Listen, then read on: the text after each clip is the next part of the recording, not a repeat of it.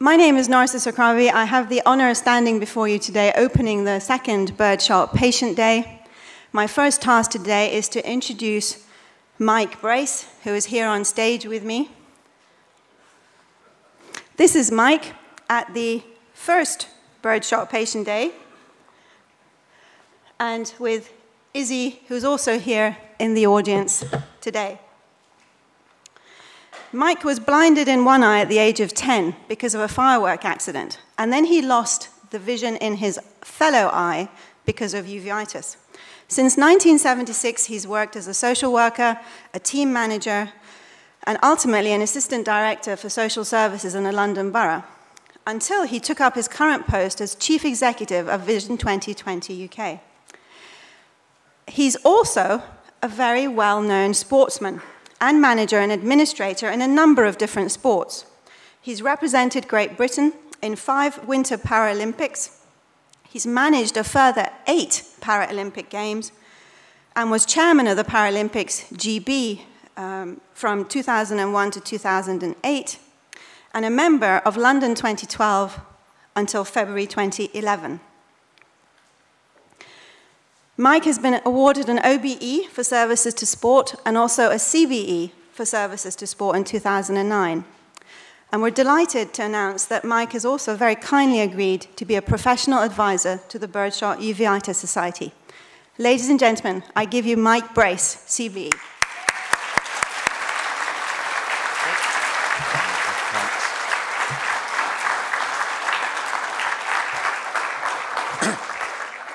Thank you very much indeed for that introduction.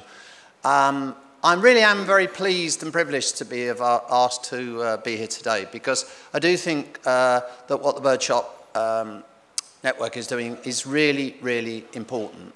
As Narcissus said, I went blind age 10 many years ago, and I've spent the last 10 years with Vision 2020 trying to get the provision of services and research and all of the bits that actually contribute to the understanding of sight and sight loss issues on the front of everyone's agenda.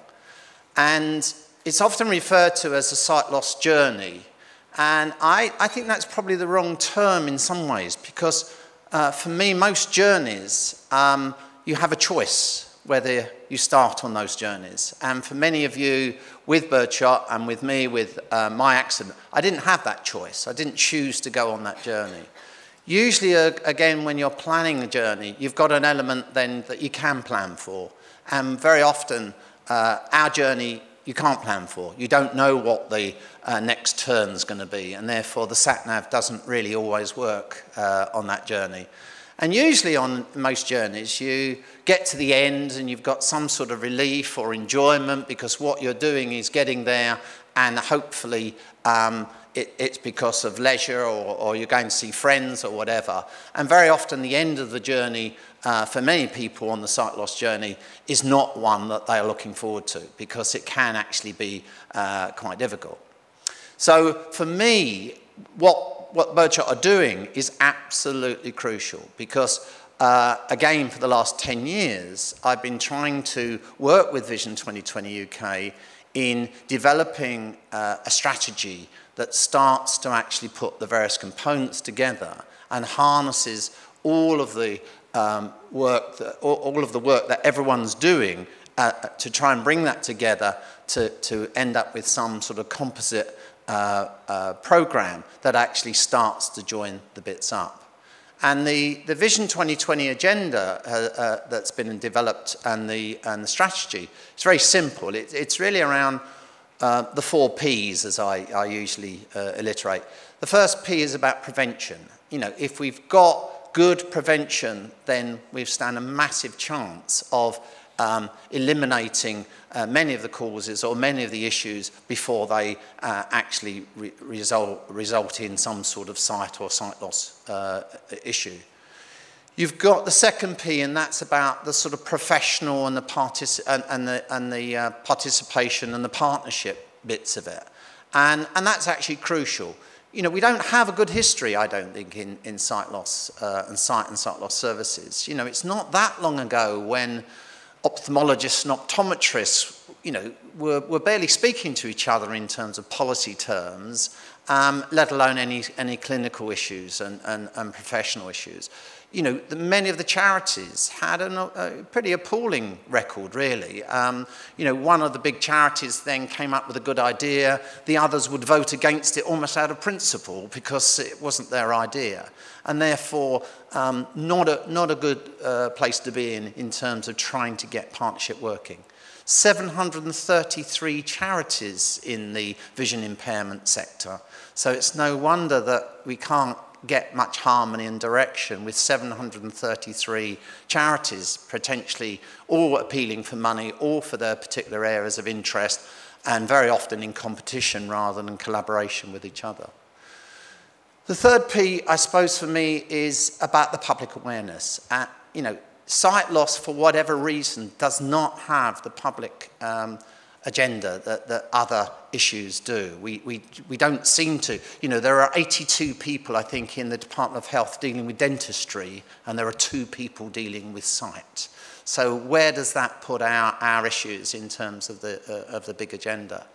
Public awareness, you know, it is this area that most people say they fear most. Losing their sight is the thing they fear most about doing, and do absolutely nothing to prevent. So people who are eligible for sight tests very often don't bother to pick that up. People at higher risk of sight loss, you know, whether it be families of people with glaucoma or with people with a high incidence or prevalence of diabetes, etc., don't do very often the tests that could actually start to look out for their eyes, and so that they'll carry on looking out for them as well. The fourth P, I suppose, is the personalisation. For me, having spent 50 years as someone with a vision impairment, trying to personalise it with other people has been the big key issue. That everyone can be academically interested, but until it's personalised, then it actually starts to hit home. And for me, there are a number of analogies. I remember as a white guy growing up in London, similar issues around race. Race was something that really I didn't have to be aware of until it was personal, until it was my friends that were being racially abused or in some ways being discriminated just because of the colour of their skin. So suddenly I had to take a personal stand on it. And very often that's the same with disability. Disability is around how do you personalise it? How do you make someone not actually think it's something that happens to someone else, but actually could happen to them? And it always amuses me about the coverage of disability. And I heard one about the chap in his 80s who had a blue badge parking badge, and he apparently in the summer when the sun was out, he parked appropriately, but then had got a fine because the sun had bleached the print off his badge. And basically, he got fined for not having it properly displayed. And he appealed against the display about the fine that he'd got. And he said, you know, I explained the reasons. The sun had bleached it, da-da-da. And they wrote back and said, the local authority wrote back and said, terribly sorry, the fine stands, and we recommend that you stick your blue badge where the sun doesn't shine. Now, that's not very nice, is it really? But you can understand the sentiment. And for me, that's part of the personalisation. It's actually, there is nothing funny about disability, but actually, at times, disability can be quite funny. And things happen like that to me all the time. I've got a guide dog, new guide dog, first guide dog I've ever had. Her name's Izzy, I-double-Z-Y. And, you know, we're going along a few days ago over a zebra crossing, and Izzy quite often likes to go left to the park instead of right where I'm wanting her to go. So I'm going across the crossing, and I said, okay, Izzy, right. And unbeknownst to me, there was a woman in front of me, and we got to the other side of the crossing, and she said to me, how do I know he's right or wrong? I said, no, I wasn't talking to you. The dog's name's Izzy. I wasn't asking you, is he right? I was asking you, telling you, Izzy to go right, you know. So you do have to then keep a sense of proportion about things. But at the end of the day, today is about that journey, unfortunately, whether we choose to go on it or not. And that's why I'm really, really pleased to open the conference, because it is around the things that I've been trying to sort out over many years. It is around how do you get the prevention into the arena. We've recently got the announcement of a public health indicator for eye health. Massive, massive step forward. And that hopefully will start to look at the whole area of prevention around the public health agenda. And I think that's incredibly important. And if we can get professionals working together, like today, you've got a number of professionals here with a common aim, and that's about how do we take these issues further forward.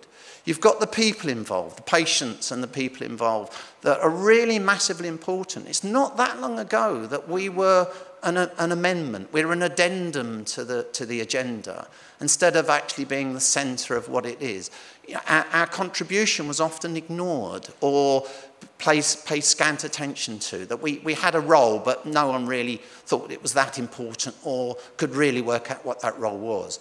That's changing, and today's around making sure that the experts around the condition, which is you with it, can actually link into the professionals who've got the professional and the scientific knowledge to say, how can we then take these things forward? So today is an incredibly important day. It's around how to make that partnership working, how to look at all aspects of that, through for prevention, better professional services, and the patient's voice. And so I am really, really pleased to have been asked to speak today, and I really, really do wish the day well. I will be around for, throughout the day, so hopefully I'll get a chance to meet many of you then. Okay, wonderful. Thank you.